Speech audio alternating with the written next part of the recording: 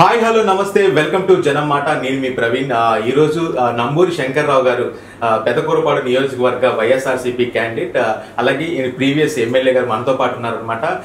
Successful గా ప్రచారాలు హడావుడి మొత్తం కార్యకర్తలతో ఫుల్ బిజీగా ఉన్నారు. అయినా కానీ మన కోసం ఒక చిన్న టైం ఇచ్చారనమాట.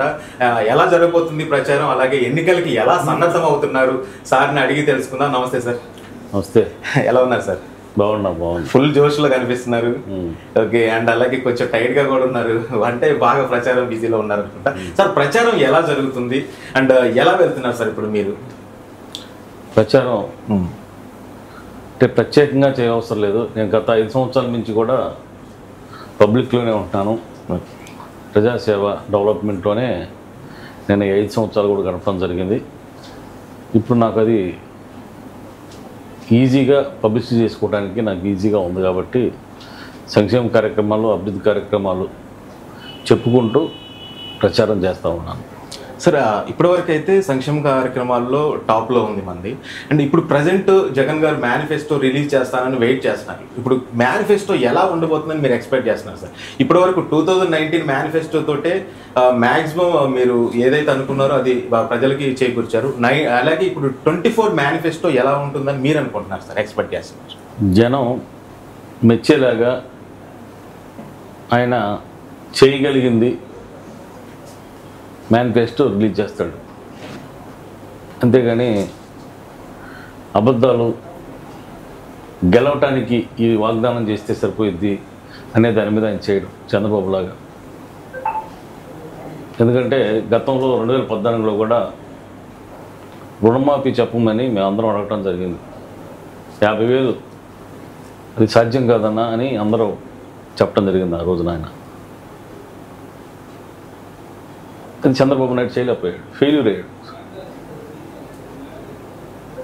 జగన్మోహన్ రెడ్డి ఏదైనా చేయగలిగిందే చేస్తాడు. మరి 2019లో సంక్షేమ కార్యక్రమాలు చెప్తే అందరూ ఎగతాళి చేశారు. చంద్రబాబు నాయుడు ఇది సాధ్యం, అసలు ఇది ఎట్టయిద్ది అని. అది చేసి చూపించాడు ఆయన. మళ్ళా అదే బాటలో నేను కూడా చేస్తానని చెప్పి వస్తున్నాడు అతను. ఓకే, జగన్మోహన్ రెడ్డి చేస్తున్నాక మళ్ళీ నువ్వు చేసేదే ఉంది, ఇంకో కొత్తగా మళ్ళీ నీతో అవసరం ఏముంది? జగన్మోహన్ రెడ్డి పాలన అయినా బాగుందని, సంక్షేమ కార్యక్రమం బాగుందని ఒప్పుకొని నేను చేస్తానంటున్నాడంటే ఇంకా ఆయనతో అవసరం లేదు. మేనిఫెస్టో అనేది జనం మెచ్చేలాగా చేయగలిగింది రేపు రిలీజ్ కాబోతుంది. అంటే అలాగే మీరు ఒకానొక సందర్భంలో రోడ్లు వేస్తేనే నేను ఓట్లు అడుగుతానని కూడా ఒక సందర్భంలో అన్నారు సార్.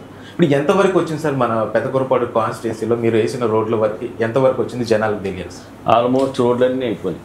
ఓకే, వేయాల్సింది ప్రత్యేకంగా ఏమీ లేదు. ఒకటి కూడా వెంకటేపాలెం నేను చేస్తానందే టెండర్ అయిపోయింది, కొంత వేసారు, ఇంక మిగతాది వేయాలి తప్పితే మిగతా రోడ్లన్నీ కూడా ఆల్మోస్ట్ నేను తిరిగే రోడ్లు మొత్తం అయిపోయి. అమరావతి బెల్లంకొండ రోడ్ అనేది ప్రాసెస్లో ఉంది, మీరు చూశారు. అది ఎంత రోడ్లో చూశారు. డబుల్ రోడ్డు కాదు, డబుల్ రోడ్డు అంటే 26 ఫీట్లు, ఇది 33 ఫీట్ల రోడ్డు, పెద్ద రోడ్డు చేసి వర్క్ శరవేగంగా సాగుతుంది. ఓకే, అండ్ అలాగే 2019 ఎలక్షన్స్ అప్పుడు తెలుగుదేశం పార్టీ, జనసేన పార్టీ వేరువేరుగా పోటీ చేసేసారు. అప్పుడు ఓట్లు చీలడం వల్లనే పెదకూరపాడు కాన్స్టిట్యున్సీలో మీరు గెలిచారని చెప్పేసి అపోజిషన్ పార్టీస్ అంటే ఇప్పుడు మేము కలిసిపోయాం, మా ఓట్ బ్యాంక్ అంతా కలుస్తుంది, దానివల్ల మీకు ఎఫెక్ట్ పడుతుంది అంటున్నారు. దాని గురించి మీరేం చెప్తారు సార్? కలవటం వల్ల బాగా మైనస్లోకి వెళ్ళిపోయారు. వాస్తవ పరిస్థితులు ఎలా అంటారు సార్? ఎలాగంటే పవన్ కళ్యాణ్కి కొంత షేర్ ఉన్నట్టయితే ముఖ్యమంత్రిలో ఒక 50 సీట్లు ఇచ్చినట్టయితే వాళ్ళకు కొంత అవకాశం వాళ్ళు నమ్మేవాడు. ఇప్పుడు చంద్రబాబుని నమ్మట్లా, పవన్ కళ్యాణ్ని కూడా నమ్మట్లా. ఓకే, నాకు నమ్మాల్సిన అవసరం లేదు. అక్కడ పరిస్థితి క్లియర్గా కనపడుతుంది వాళ్ళకి. ఎందుకంటే ఏదో 10 సీట్లు 11 సీట్లు తీసుకొని 21 సీట్లు పేరుకి కానీ తెలుగుదేశం అధ్యక్షుడిగా ఉన్నాడు, అప్పుడు దాకా ఇన్ఛార్జిగా ఉన్నాడు, మళ్ళీ పోయి జనసేనలో టికెట్ తెచ్చుకుంటాడు. వాడేమైపోవాలి జనసేన అధ్యక్షుడు చేసినవాడు. ఓకే, అంటే ఇంకా పార్టీ పరిస్థితి అలా ఉంది. ఇంకా మనం దాని గురించి లోతుగా వెళ్ళాల్సిన అవసరం లేదు. బీజేపీతో పొత్తు పెట్టుకున్నారు. అవును సార్. బీజేపీతో ఎందుకు విడిపోయారో చెప్పాలి అసలు ముందు చంద్రబాబు నాయుడు. అవును సార్. విడిపోయిన కారణం ఏంటి? ప్రత్యేక హోదా ఇవ్వట్లేదని విడిపోయాడు. ఇప్పుడు బీజేపీ తోటి పొత్తు ఎందుకు పెట్టుకుంటున్నాడు? పడిగాపులు కాసి, ఢిల్లీలో 3 రోజులు పడిగాపులు కాసి, మీ కార్యకర్తలాగా పనిచేస్తాను దండం పెట్టి కాలు మూక్కి, అంత అవసరం ఏంటి నీకు? ప్రత్యేక హోదా ఇస్తామన్నారా? లేదు కదా. ఎక్కడ రైల్వే జోన్ ఇస్తామన్నారా? లేదు కదా. స్టీల్ ప్లాంట్ ఏమన్నా ప్రైవేటీకరణ చేయమన్నారా? ఈ 3 లేనప్పుడు మరి దేనికి నువ్వు బీజేపీతో పొత్తు పెట్టుకోవాల్సిన అవసరం వచ్చింది? అంటే జగన్మోహన్ రెడ్డి అనే అతన్ని ఓడియటానికి వాళ్ళ సపోర్ట్ తీసుకుందాము, లేకపోతే మనం కనీసం ఎలక్షన్ కూడా చేసే పరిస్థితి లేదు ఇక్కడ, పైన గవర్నమెంట్ సపోర్ట్ ఉంటుందనే ఆలోచనతో నువ్వు ఒక దురుద్దేశం ఇది. దాని దెబ్బకి ఏమైంది? ఇక్కడ మొత్తం టర్న్ అయిపోయింది. ముస్లిమ్స్ ఓట్లు కానీ, ఓకే, మిగతా ఓట్లు కానీ అన్నీ కూడా మాకెళ్ళి టర్న్ అయిపోయింది. మీకు డిపాజిట్ చూసే పని లేదు. జగన్మోహన్ రెడ్డి గారు మరి ఆయనకు కాన్సెప్ట్ ఏందో మాకు కూడా అర్థం కాలేదు. ఇప్పుడు అర్థం అవుతుంది మాకు. 175 సీట్లు అనేది క్లియర్గా వస్తున్నాయి. అండ్ అలాగే ఒకనొక సందర్భంలో మీరు చంద్రబాబు గారికి కూడా సవాల్ వేశారు, నా జోలికి రావద్దు, నీకు వచ్చిన 23 సీట్లు కూడా వచ్చేసారి రావు అని చెప్పేసి అన్నారు. ఎందుకు సార్ ఆ కామెంట్ చేశారు? ఎందుకంటే అతను మొన్న మధ్య అమరావతి వచ్చాడు. ఇప్పుడు ఒక 7 నెలల క్రితం, 8 నెలల క్రితం. అవును సార్. అమరావతి అంటే అమరావతి కాదు, మా అమరావతి. వచ్చినప్పుడు అతను ఏం స్టేట్మెంట్ ఇచ్చాడంటే, నా మీద ఏదో అబండాలు వేసాడు. సరే తెలియదులే, అతనికి ఎవరో చెప్పుంటారు, వేసాడు, పోయాడు. సరే అప్పుడు నేను కూడా పెద్దగా అతన్ని ఏమి ఆ వయసుకి ఇన్ని సంవత్సరాలు ముఖ్యమంత్రి చేశాడు దాని మీద విలువ ఇచ్చాను, వదిలేశాను. మొన్న ఈ మధ్య వాళ్ళ అబ్బాయి వచ్చాడు, ఇక్కడే కోసు, లోకేష్. అతను కూడా నా మీద ఎక్స్ట్రా మాట్లాడాడు. అప్పుడు కూడా నేను మాట్లాడాను. కానీ చంద్రబాబు నిన్న నీచంగా ఏది దిగజారుడు, ఎలక్షన్లో గెలిస్తే చాలు ఏదో ఒకటి చెప్పి, అంటే అబండాలు, ఒక నిజాయితీగా నిబద్ధతగా పనిచేసేవాడిని కూడా నువ్వు అట్లా మాట్లాడావంటే ఇంకా నీ వయసుకు కూడా ఇల్లు ఇవ్వాల్సిన అవసరం లేదు కదా. నేను అంటే నా మీద బురద చల్లితే నేను కొనుక్కోవాలి కదా. అవును సార్. నేను బురద కాదు, నాకు క్లీన్గా నా షర్ట్ వైట్గా ఉండాలి. నేను ఇక్కడ సేవ చేయడానికి వచ్చాను.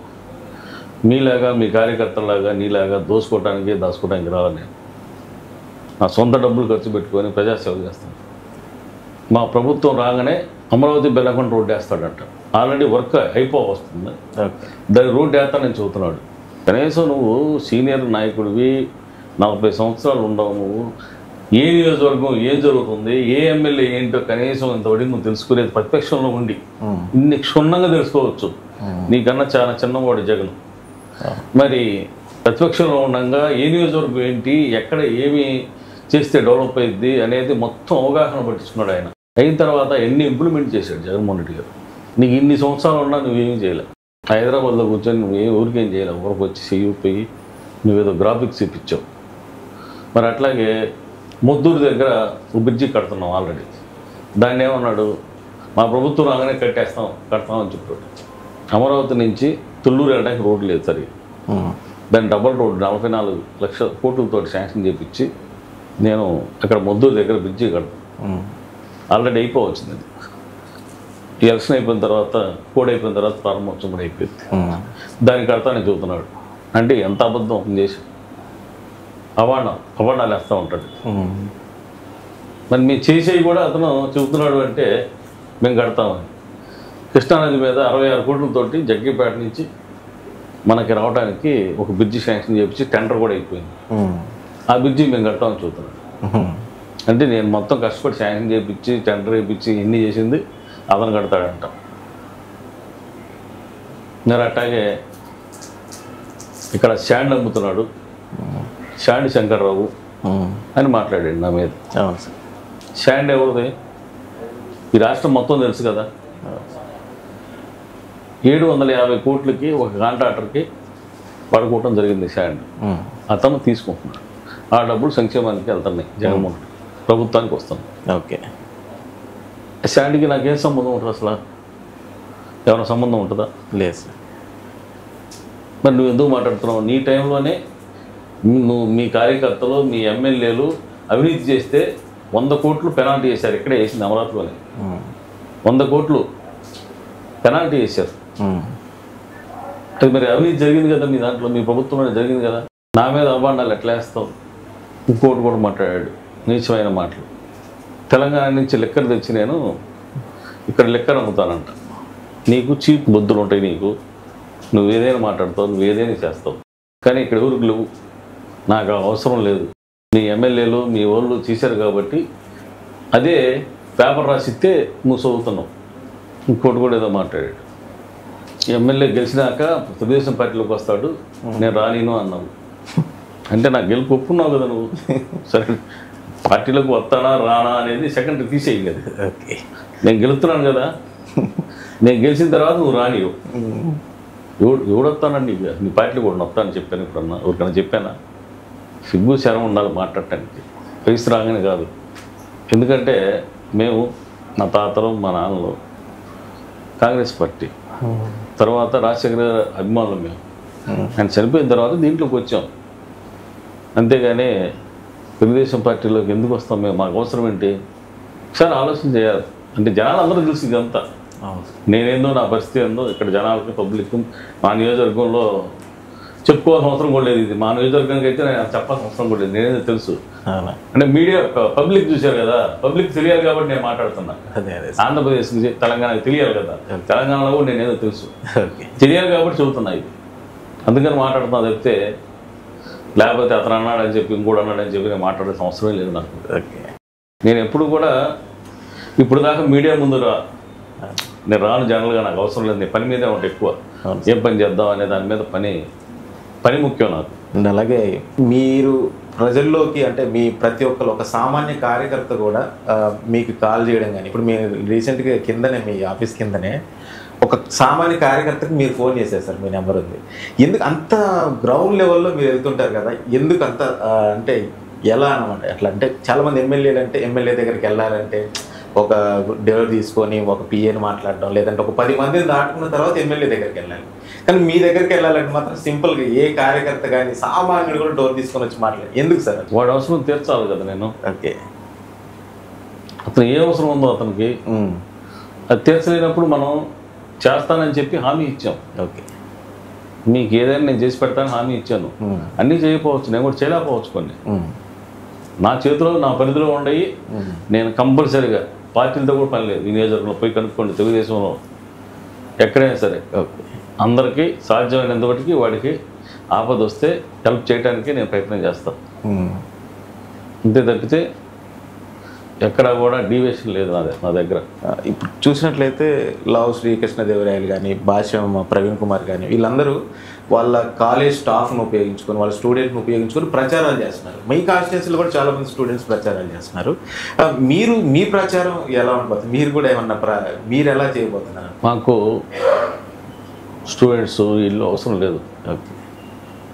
మా లబ్ధిదారులే మాకు కార్యకర్తలు, మా కార్యకర్తలే మా నాయకులు.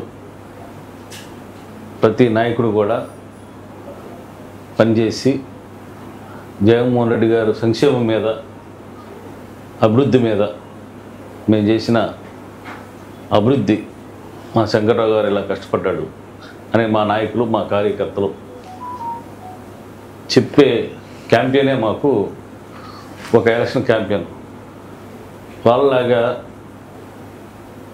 బయట నుంచి తీసుకొచ్చి ఇక్కడ ఏదో ఎలక్షన్ చేస్తే, అంటే వాళ్ళ మీద, నాయకుల మీద నమ్మకం లేకుండా, నేను అనుకునేవాడిని తెలుగుదేశానికి బాగా బలమైన ప్యాటర్న్ ఉంది ఇంతకుముందు అనుకునేవాడిని నేను వాస్తవంగా. వాళ్ళని కూడా నిర్వీర్యం చేసి ఇల్లు బయట నుంచి ఒక ముఠాలలాగా తీసుకొచ్చి స్టూడెంట్స్ని తీసుకొచ్చి రేపు వాళ్ళు చేసి పెడతారా ఇక్కడికి? రేపు వాళ్ళు హెల్ప్ చేస్తారా ఇక్కడ? వాళ్ళకి తెలిసిందా ఇక్కడ? లీడర్కి తెలియదు వీళ్ళూరు వచ్చే లీడర్లు కూడా ఈ నాయకులు తెలియాలి కదా కనీసం. ఈ నాయకులతో పని లేదు, మాకేదో డబ్బులు ఉన్నాయి, మాకేదో స్టూడెంట్స్ ఉన్నారు, లేకపోతే స్టాఫ్ ఉంది, వచ్చి ఇక్కడ చేసుకొని పోతాం, ఎలక్షన్ చేసుకొని పోతాం అంటే ఇక్కడ నాయకులు పాపం వాళ్ళ పరిస్థితి ఏంటి? వాళ్ళే ఓడిస్తారు. ఎవరో తగ్గాదు అసలు, వాళ్ళే పరిగెట్టుకుని ఓడించే పరిస్థితి వచ్చేసింది వాళ్ళు. ఓకే. అంటే మీ కాన్స్టిట్యున్సీ ప్రత్యేకంగా తీసుకుంటే ఎక్కువ శాతం గ్రామాలే ఉన్నాయి కదా సార్. అంటే గ్రామాల ఓట్లు మ్యాక్సిమం అంటే ఎక్స్పెక్టేషన్స్ ఏంటంటే గ్రామాల నుంచి జగన్ గారికి ఎక్కువ ఓట్లు వస్తాయని అంటున్నారు. అంటే మీకు అవి చాలా ప్లస్ అయ్యే ఛాన్స్ ఉందంటారా ఇప్పుడు మీ కాన్స్టిట్యున్సీ? గ్రామాలు లేదండి, పట్టణాలు లేదు, ఏం ఉండదు. జగన్మోహన్ రెడ్డి గారు ఏవో అనేది అలా ఉంది. ఓకే. పట్టణాల్లో లేదా? స్కీములు రావట్లేదా? పట్టణాల్లో రావట్లేదా? వస్తున్నాయి. ఉద్యోగస్తులకి రావు, మిగతా వాళ్ళందరికీ వస్తున్నాయి కదా. అవును, ప్రతి వాళ్ళకి వస్తున్నాయి. ఓకే. అంతే తప్పితే పల్లెటూర్లని పట్టణాలని ఏమి లేదు. ఓకే. మొత్తం వస్తాయి, సీట్లు మొత్తం వచ్చేస్తాయి. ఓకే. అండ్ ఫైనల్గా ఇప్పుడు ప్రతిపక్షాలన్నీ ఆరోపించేది ఏంటంటే మెయిన్ ఓన్లీ సంక్షేమ పథకాలే ఉన్నాయి, డెవలప్మెంట్ అనేది లేదు అని చెప్పేసి ప్రతిపక్షాలన్నీ ఆరోపిస్తున్నట్టు జగన్ గారి మీద, చంద్రబాబు నాయుడు గారు కానీ పవన్ కళ్యాణ్ గారు కానీ. ఇప్పుడు మన పెదకూరపాడు నియోజకవర్గంలో ఓన్లీ సంక్షేమ పథకాలే ఉన్నాయా సార్, లేదంటే డెవలప్మెంట్ కూడా ఏమైనా ఉందా? ఇదంతా ఎల్లో మీడియా సృష్టి. ఓకే. అతను చెప్తున్నాడు, జనం వింటున్నారు అనుకుంటున్నారు. ప్రాక్టికల్గా చూస్తే ఇక్కడ ఏ ఊరైనా వెళ్ళారండి, పెదకూరపాడే కాదు, ఎంటైర్ ఏపీలో ఏ గ్రామాన్ని వెళ్ళాలని డెవలప్మెంట్ ఏం లేదో నేను చూపిస్తాను. ఓకే. మీరు 5 సంవత్సరాల్లో గతంలో చేసింది ఏందో చెప్పండి. మీరు చెప్పండి, గత 5 సంవత్సరాలు మీరు ఏం చేశారు చెప్పండి, నేను చెబుతాను. ఒక ఊరికి వెళ్తే సచివాలయం ఒకటి, రైతు భరోసా ఒకటి, హెల్త్ సెంటర్, ఈ 3 కట్టాం. ఏ ఊరు వెళ్ళినా కూడా రోడ్లు వేసాం. జలజీవన్ ద్వారా మాకైతే నేనైతే 82 కోట్ల రూపాయలు తీసుకొచ్చాను, ఇంటింటికి ట్యాప్. ఓకే. ఇది డెవలప్మెంట్ పూర్తిగా. మరి ముస్లిం సోదరులకి షాదీ కనాలు కట్టావు 14 దాకా. ఓకే. కమ్యూనిటీ హాల్స్ కట్టా ఎస్సీలకి, బీసీలకి కానీ. మరి ఈ ఏరియాలో మా నియోజకవర్గంలో సుమారు 80 కోట్ల రూపాయలు స్కూల్స్ బాగు చేయించడం కానీ, కొత్త అదనపు గదులు కానీ మొత్తం 80 కోట్ల రూపాయలు తీసుకొచ్చాను. ఓ పాలిటెక్నిక్ కాలేజీకి 7,25,00,000 రూపాయలు కట్టాను ఆల్రెడీ. ఓకే. అది ఎప్పుడు 2013లో శాంక్షన్ అయింది, ఇప్పుడు దాకా కట్టలే. నేను వచ్చిన తర్వాత కట్టి సీఎం గారి చేతుల మీదుగా శంకుస్థాపన ప్రారంభోత్సవం చేశాను. ఓకే. ఇక్కడ హాస్పిటల్స్ పెదకూరపాడులో 8,25,00,000 కట్టి ప్రారంభోత్సవం కూడా అయింది. ఓకే. అమరావతిలో 3,25,00,000 కట్టి ప్రారంభోత్సవం అయింది. అత్తులూరులో కట్టి ప్రారంభోత్సవం అయింది. అచ్చంపేటలో 2,25,00,000 కట్టి ప్రారంభోత్సవం అయిపోయింది. ఓకే. ఆల్రెడీ కన్స్ట్రక్షన్లో ఉంది దొడ్లేరు, 2,25,00,000. అట్లాగే చింతపల్లిలో శంకుస్థాపన చేయాల్సింది ఆగిపోయింది ఇప్పుడు వల్ల. ఓకే. ఇవన్నీ కొన్ని రెన్యువల్ చేసాం. ఇవన్నీ కూడా 27 కోట్ల రూపాయలు సుమారు డెవలప్మెంట్ జరిగింది ఇక్కడ. హాస్పిటల్స్. ఓకే. మళ్ళీ ప్రతి ఊరు హెల్త్ సెంటర్ది కాకని చెప్పేది. హాస్పిటల్స్ పిహెచ్లు సిహెచ్లు కలిపి నేను చెప్పేది ఓన్లీ. మరి ఇంత డెవలప్ జరిగింది. మీరు ఒక్క హాస్పిటల్ కట్టారా? పోనీ 5 సంవత్సరాల్లో చెప్పండి, ఒక్క హాస్పిటల్ కట్టారా? ఒక్క స్కూల్ నియోజకవర్గంలో బాగు చేయించారా? చూపించండి. అది నేను అడిగేది. ఎందుకని నేనేం అంటలే మిమ్మల్ని, నేను ప్రతి ఊరు చేయించాను. ఏ ఊరన్నా వెళ్ళండి, స్కూలు రిపేర్ అయిందిలే చూడండి, 30 లక్షలు 40 లక్షలు కానించి 5.5 కోట్లు వదిలి పెట్టాం.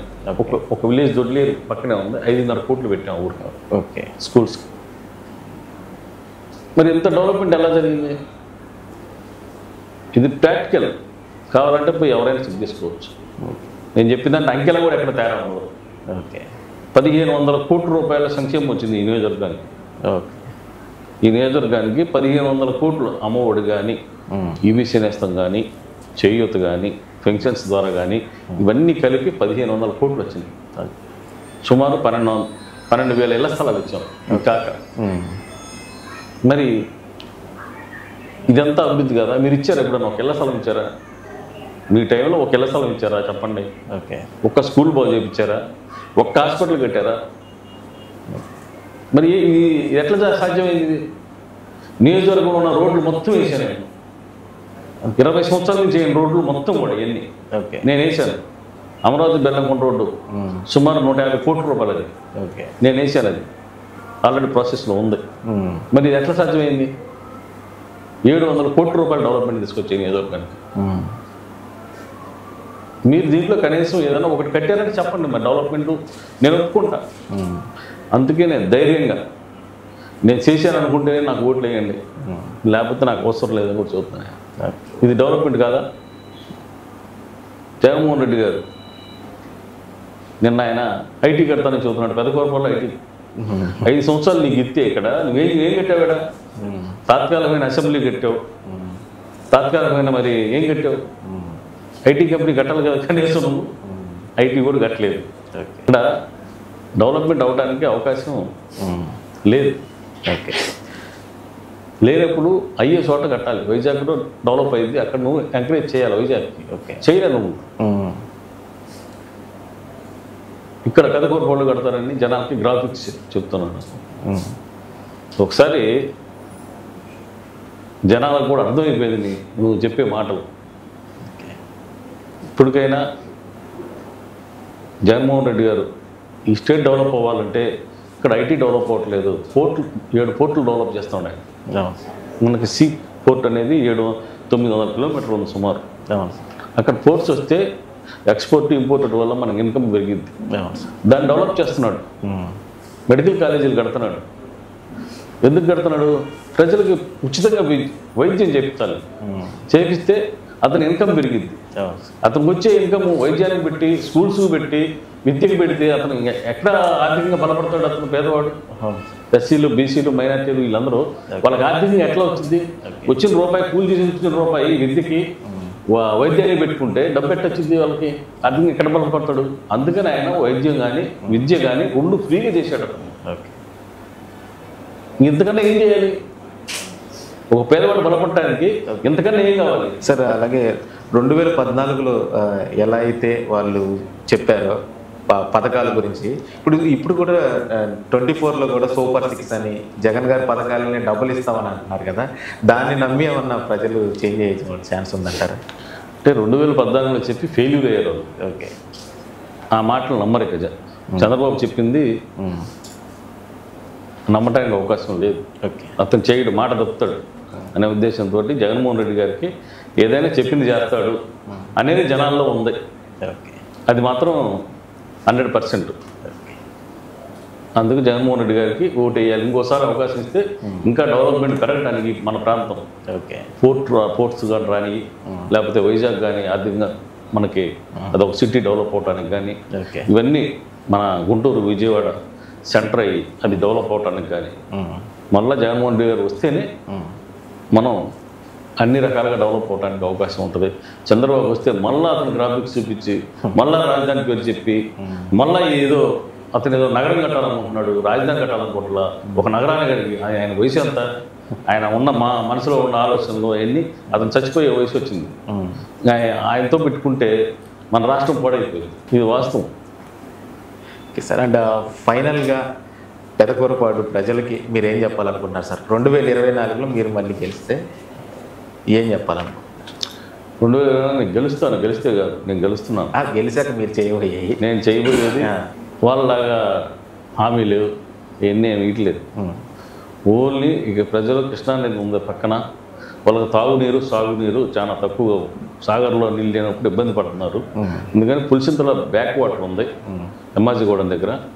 అక్కడి నుంచి లిఫ్ట్ చేసి నాగిరెడ్డిపాలెం చెరువుకి నీళ్లు పెట్టి, అక్కడి నుంచి బెల్లంకొండ, అచ్చంపేట, కోసూరు 3 మండలాలకి 2 పంటలకు సరిపోని నీళ్ళు ఇవ్వడానికి అవకాశం ఉంది. ఒక 4 టీఎంసీలు 5 టీఎంసీలు ఉంటుంది అక్కడ ఎప్పుడు. ఆ నీళ్లు మనకి ఒకవేళ సాగర్ నీళ్ళు రాకపోతున్నా కూడా దాన్ని వాడుకొని ఈ 3 మండలాలకి సస్యశ్యామలం చేయడానికి అవకాశం ఉంది. ఎప్పటికీ శాస్త్ర పరిష్కారం వాళ్ళకి. ఓకే.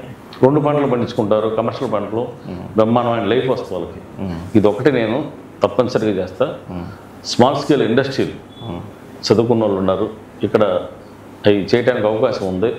సీఎం గారిని ఒప్పించి అది ఒకటి చేస్తాను. లిఫ్ట్ ఇరిగేషన్లు కొన్ని ఉన్నాయి, పెదకూరపాడు, మన తాళ్ళ చెరువు, ఇట్లాంటివి ఉన్నాయి కొన్ని. ఓన్లీ లిఫ్ట్ ఇరిగేషన్లో చేస్తా. ఓకే, నేనేమి అబ్జర్వ్ చేస్తాను లేకపోతే అవి చేస్తాను ఇవి చేస్తాను చెప్పాల. నేనేమి అదే సార్ అందరిలాగా చెప్పను, చేసేదే చెప్తాను నేను. ఓకే, అది 100కి 100 రూపాయలు నేను చేసి పెడతాను, అంతే కదా. నేను జగన్మోహన్ రెడ్డి గారిని ఒప్పించాను, తప్పనిసరిగా మా ముఖ్యమంత్రి గారు అది నాకు చేసి పెడతాడు. ఓకే. అండ్ ఫైనల్గా పెదకూరపాడు నియోజకవర్గంలో మీ ప్రత్యర్థులకు మీరు చెప్పే మాట ఏంటి సార్? మాకు ప్రత్యర్థి చెప్పేది ఏం లేదండి, వాళ్ళకి నేను చెప్పేది ఏముంటుంది, వస్తూ ఉంటారు పోతూ ఉంటారు. ఓకే, ఆ అభ్యర్థి ఎవరు వాళ్ళు ఇప్పుడు దాకా తెలుసుకోక మళ్ళీ అభ్యర్థి కూడా మార్చుకున్నారు నా మీద, అర్థమైందా?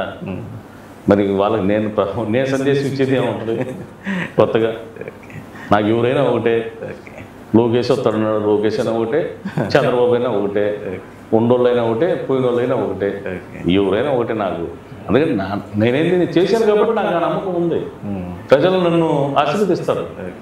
శంకర్రావు ప్రజల్లో ఉన్నాడు, పని చేశాడు, ఇతను ఎక్కడ తగాదాలు కానీ కేసులు కానీ పెట్టలేదు, ఇతను మంచివాడు అని తెలుగుదేశం వాళ్ళు చెబుతున్నారు. మా పార్టీలో చెప్పడం కాదు, తెలుగుదేశం వాళ్ళు చెబుతున్నారు. కావాలంటే మీరు తెలుగుదేశం విలేజ్లో ఉండే ఎలాంటి అమరావతి దగ్గర, పెదకూరపాటు దగ్గర మీరు వెళ్ళి ఎలాగండి, ఇంక తేడా లేవులే. ఇక్కడ ఉన్న కొన్ని ఊళ్ళు ఉన్నాయి, అంటే ఊరి పేరు ఇదిలే, పోయి మీరు అడగండి అక్కడ. ఓకే, వాళ్ళు చెప్పుకునేది, మా వాళ్ళు చెప్పుకునేది కాదు అసలు ఇది. వాళ్ళు సవాళ్ళు కూడా విసురుతున్నారు కదా సార్, దానికి మీరేం చెప్తారు కౌంటర్? ఏం సవాళ్ళు ఇస్తారు? సవాళ్ళు మేమే గెలవబోతున్నాం మా పార్టీ అది. ఓడిపోయాడు కూడా, కింద పడ్డాడు కూడా నేను పైకి లేవుతాను అంటా ఉంటాడు ఎప్పుడు. అంతే, అది సహజం కాదు అది. అవును సార్. చంద్రబాబు కూడా ఓడిపోతానని తెలిసి కూడా రాజగోపాల్ తర్వాత స్టేట్మెంట్ ఇప్పిలా పోయినసారి ఎలక్షన్లు అయిపోయినా మొత్తాన్ని ఆపేసాడు చంద్రబాబు. మొత్తానికి నాశనం చేసి పడేసాడు. ఓకే, వాళ్ళ సామాజిక వర్గాన్ని ఎక్కడ వాటికి తొక్కాలో అక్కడ వాటికి దుక్కేశాడు చంద్రబాబు. ఇది వాస్తవం, ఓకే, ఇది వాస్తవం. ఇప్పుడు కూడా అదే చేస్తున్నాడు అతను, ఇప్పుడు కూడా అలా బతకాడు. ఇది ఉన్న వాస్తవం ఇది. ఓకే, అది. Thank you so much sir, thanks for your valuable time and thank you sir. Okay.